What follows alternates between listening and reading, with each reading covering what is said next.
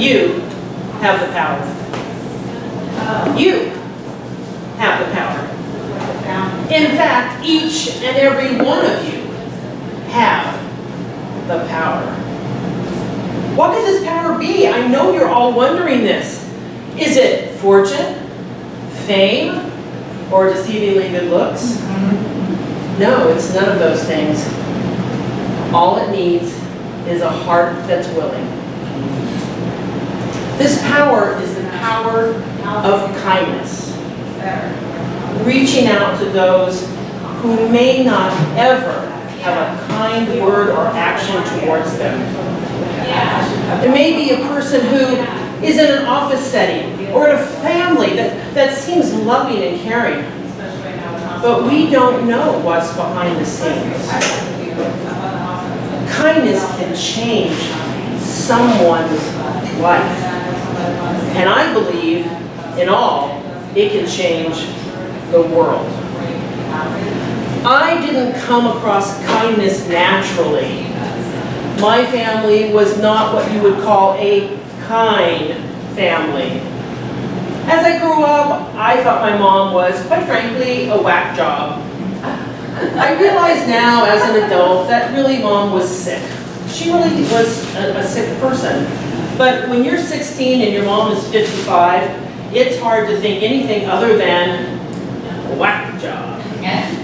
My mom was the person who said, B's, all B's, what are the A's? Well, I worked really hard. I really tried hard. Believe it or not. Well, you played the guitar okay, but maybe if you practice more. I'm 6. I don't know what else to do. On top of Old Smoky is my repertoire. That's it, kiddo. I have nothing else to give you. So she was one of those not very encouraging kind of mamas. My dad, on the other hand, whom I loved so dearly and would give anything, quite frankly, to have 5 minutes with him today. He was a great provider. He loved my sister and I, but he was also very prejudiced, and he was sexist, he was ageist, he was anyist that you can come across. And somehow people loved him, but he was really a very hateful person. There's lots of reasons for that too. But how do you find kindness living in this chaotic, weird, schizophrenic life? I was blessed, so blessed, with a wonderful woman from church. Now, I don't think she was kind just because she was a church lady. I think she was kind because it was in her heart. Dana, thank you so much for coming over. You were such a help today. Okay, what is that about? Strange language. Come over again. I love your help. You're fun to be with. Thank you for being here. These were comments I had never heard. I was never good enough. I was never smart enough. I was never pretty enough. My favorite from my mother was, "You'd be pretty if you weren't so fat." Thank you, Mom. That's why you give me fried chicken, bacon, eggs, biscuits, gravy. So thanks for that. This is what I grew up with. But as I grew older, I found kindness was such a giving language. I would find people on the elevator, total strangers, and I have to tell you, this is one of my favorite things to do. Hey, total stranger, I love your tie. Jerry Garcia? Well, yes it is. My goodness, thank you. Yeah, nice. I love your hair. That's beautiful. Might I ask if that's your natural color?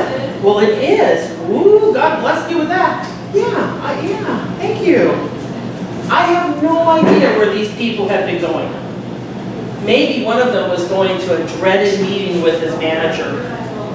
Really not looking forward to it. Maybe the other person was going to pick up their elderly parent for a dreaded doctor's appointment that really wasn't going to be looking very good. I don't know where they were headed. But when they walked off that elevator, did they feel a little bit happier? a little bit lighter, a little bit willing to face what was coming. That's my hope.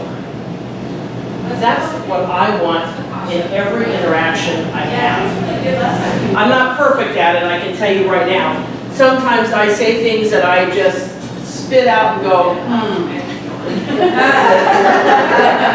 Now I know, I heard the laughter, I know that none of you have ever had that. But I do it, well, not all the time, but often enough to call it all the time. I have a loving husband that God blessed me with. I will just tell you, God just dropped, I always say, girls, God just doesn't drop them out of the sky. But he dropped them into a Toastmaster meeting and there he was, so, God opened the door and I took it. I leapt right in. And we have our struggles, absolutely. But I find that when I talk to my husband in a kind way, instead of, you're kind of an idiot way, I don't know, the evenings go much more peacefully. He responds better. How strange and unusual this could ever be. So what I think is when we look at the people that we interact with day in and day out, or even the chance meeting in an elevator, in a waiting room, pumping your gas. Hey, nice car. What can we do to change their world, even if it's for just a few seconds? When we talk to the kids in our neighborhood, or your own children, or grandchildren, nobody's old enough to have grandchildren in here, but just whenever you do get grandchildren, think about how we speak to them. Are we encouraging them? Are we saying something kind? My mom had this idea that if you said something kind, then we, my sister and I, would end up with fat heads. Well, I can tell you that I'm not sure my head is fat, but let's just leave it at that. But I had absolutely zero, and I mean zero self-esteem. Had zero self-confidence. I was the kid in the back of the room, shooting spitballs, passing notes, giggling, and getting into trouble. In fact, and after I tell you this, you may not ever want to speak to me again, and I accept that. But I was a bully. I bullied kids because that was the only time I felt like I had power. I had something to say. Someone would notice me. Yes, it was in a negative way because I'm supposed to be a bully, but I got attention. And I realized that it really wasn't getting me very far in a very positive way. So my little bullying career didn't last very long. And boy, am I grateful for that. But I still made Debbie Crawford, our little neighbor girl, eat a leaf to join our club. We all had to go through something, so eat a leaf. Her mom didn't want her to eat a leaf, so she called my dad. And my dad said, if all the other kids ate a leaf, your kid's got to eat a leaf. Made her eat a leaf. I thought it was fair. We all ate leaves, so it was okay.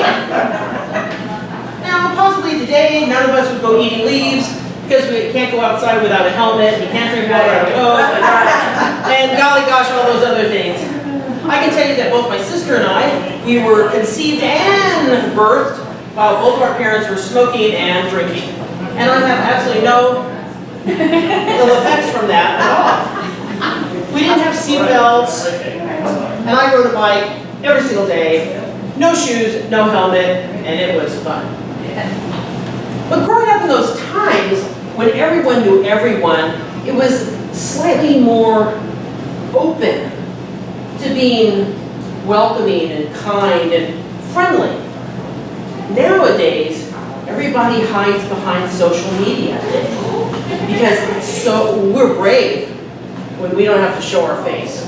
We're brave when we don't have to say who we are, and someone can actually look us in the eye and have a comment for us and make us feel how we're trying to make them feel. When I see things posted on social media, I am so careful to not respond in an unkind way. So when I see a post and I think, oh yeah, you think, I think for just a minute, how can I respond to this that other people will think, ooh, that's a way to respond, instead of throwing up, quite frankly, all over the screen. So these are things that I want to work on every single day. I do have a good older brother. He's younger, but he's older, and he's a Saudi, and he's a Muslim, and he has more than one wife, and I get so confused and a headache when I talk to him. But I want to sit and listen to him. I want to hear, what does he have to say and why? I don't jump all over his case. Oh, you're Muslim. Oh, I can't talk to you. Absolutely not. What did Jesus do? Think about the Samaritans. The Samaritans were completely off, what's the word? Thank you. Off limits. Woo, thank you. Anyway, they were completely off limits. A Jew was not supposed to talk to a Samaritan. But what did Jesus do? He went out of his way to find that woman at the well. Not only a Samaritan, but a woman. And in that time, both those things were not allowed. But he sought her out. Why? Because he loved. And somewhere, as a Christian, woman or not, I want to follow Jesus' advice. I want to follow his lead. I want to read and see how he handled it. So when I think of my good friend Khalid Matalagaitu in Saudi Arabia, I think of him as the Samaritan woman. How can I speak to him so that he wants to hear a little bit more about my Jesus? And we have these open and wonderful conversations. And that, to me, is so important to my witness. I know lots of people from lots of places all over the world. That's one thing that Toastmasters International has done for me. I've gone places I never thought I would. I've gone to places that are not Christian, and I've been welcomed. And part of that, I believe, is because I am open to hear what you have to say. I want to hear you. I don't hate you, but I want to love you. And I want to show you Jesus. And so for me, listening and understanding, not just tolerating, not just accepting, but wanting to understand each and every person I run into is truly Christ-like. And that to me is being kind. In Ephesians it says that the fruits of the Spirit, and one of those, by the way, if you haven't memorized the verse, one of them, and depending on the version, okay, but kindness is one of them. Kindness. So it's a gift. And you know what? I don't think anybody doesn't have that gift somewhere in their repertoire of gifts. And you might not be an administrator, you might not be a prophet, and you might not be a preacher. But I believe in my heart of hearts that we all have kindness as one of our gifts. And we should exercise that every single day. It doesn't cost money, although you could. It takes minimal time, or you could spend a lot. But saying, it's nice meeting you. I love that dress. That is so cute. I never lie about it. Like, if you don't really like that dress, don't say I like it. But you could say it's nice to meet you. That could be a true statement. Now, maybe it's not nice to meet you. Maybe it's like to see you go. In the most positive and loving way, of course. But kindness is one of those things that we can all share every single day.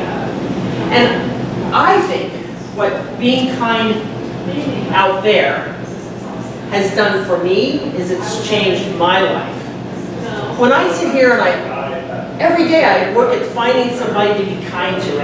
It takes me an extra hour to go to the grocery store because I know every associate's life story. And every time I go in there, so how are the grandkids? Great. So, yeah, okay, so you went down to Sedona, how'd that go? Oh, yeah. Oh, how was the Alabama trip? Oh, good. Oh, you know. So my poor husband, I thought he was just going in for a loaf of bread and some eggs. Well, I went to Safeway. Oh, yeah, never mind. Because he knows. There's not a place I can go where I'm not throwing out a compliment or a kind word. My very good friend who travels with me a lot, she truly is an introvert. Ooh, she's an introvert. I can't even tell you how much she's an introvert. But we'll be going through Denver International Airport, going up an escalator, and a gal might be coming down. Dawn is coming down the escalator, and I go, ooh, love that blue. That looks so good on you. Oh, thank you. It's my favorite blouse. Yeah. And my dear friend Stacy will turn to me and say, do you have to do that? And I say, yes, I do. Yes, in fact, I do. Because I believe that every act of kindness that I throw out actually has changed my life. The most important person that you're around that you can change by being kind is you. When you get up in the morning and you look in that mirror, are you saying, crumb, I hate my job, look at my hair, I'm fat, I'm skinny, I don't look good, oh, a pimple, lovely. Instead, are you saying, I'm so glad that I get to do what I do today. I love you. Think about how that will change your world every single day. I was so passionate about this idea that I wrote a book. And I will tell you that it took me a while to write that book because I kept saying I'm going to write that kindness book as soon as I'm done with this other book. And I go to bed at night and say, oh dear Lord, help me make time for my book.